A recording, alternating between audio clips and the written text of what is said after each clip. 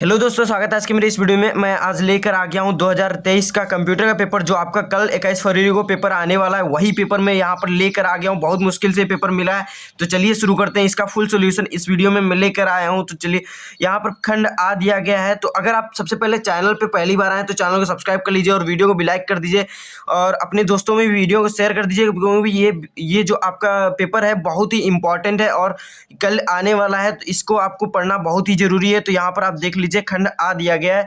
1 से 20 तक सभी प्रश्नों के सही विकल्प का चुनाव करना है। और ये जो आपका पेपर है 70 पूर्णांक का है और इसका कोड 801 और ए आपका ये कोड है इसका।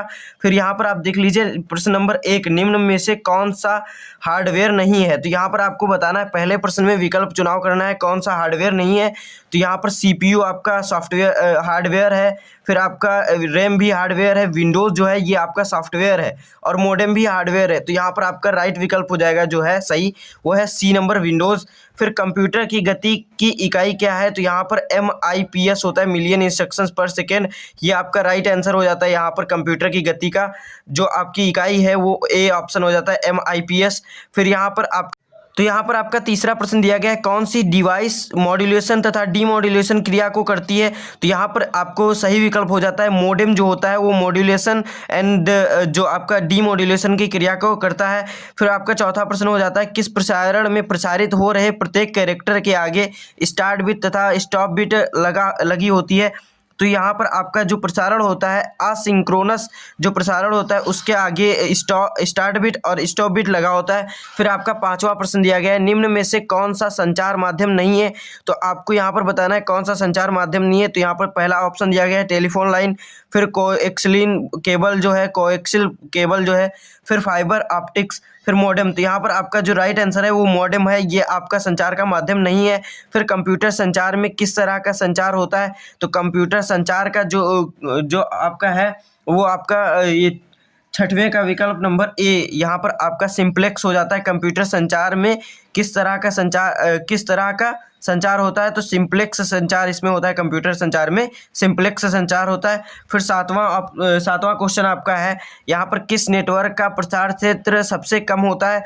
तो यहाँ पर जो होता है लैन नेटवर्क का सबसे कम प्रसार क्षेत्र होता है। फिर आपका अगला क्वेश्चन दिया गया है, उपग्रह प्रसारण किस टोपोलॉजी पर आधारित है। तो उपग्रह प्रसारण जो है स्टार टोपोलॉजी पर आधारित है।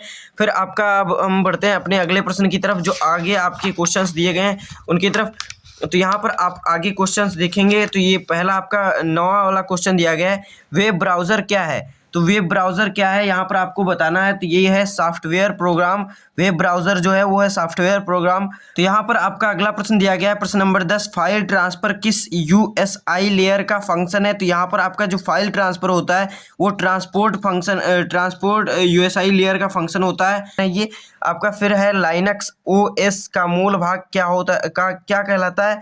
तो यहाँ पर आपका 11वें का राइट आंसर हो जाता है कर्नेल।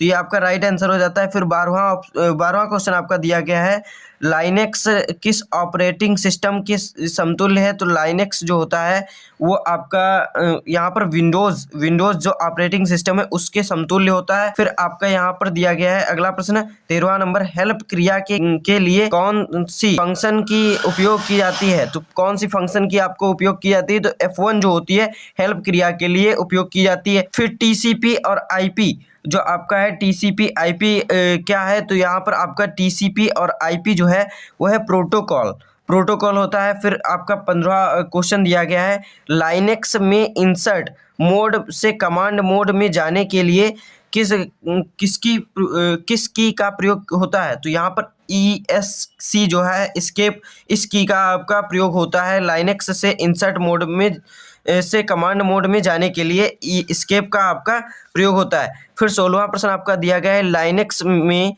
CAT कमांड के द्वारा होता है। तो यहाँ पर आपका फाइल को देखा जाता है, लाइनेक्स में CAT कमांड के द्वारा होता है तो फाइल को देखा जाता है, इसके माध्यम से हम फाइल को देखते हैं। फिर आपका अगला क्वेश्चन दिया गया है 17वां नंबर, बाइनरी संख्या है आपकी 10 और यहाँ पर बेस दिया गया है 2 का जो डेसिमल मान है। तो ये आपका होता है 10 का बेस 10, यहाँ पर ये आपका डेसिमल मान होता है इसका। फिर आपका अगला प्रश्न दिया गया है 18वां नंबर, 7 बिट ASCII जो कैपिटल आई है, ये कोड में कुल कितनी जोन बिट होती हैं? तो यहाँ पर आपकी तीन जोन बिट होती हैं। फिर यहाँ पर आपका अगला प्रश्न दिया गया है, निम्न में से कौन सा यूनिवर्सल गेट है? यूनिवर्सल गेट है तो यहाँ पर NOR नोर जो होता है ये आपका यूनिवर्सल गेट है। और फिर अगला आपका प्रश्न दिया गया है, निम्न में से कौन सा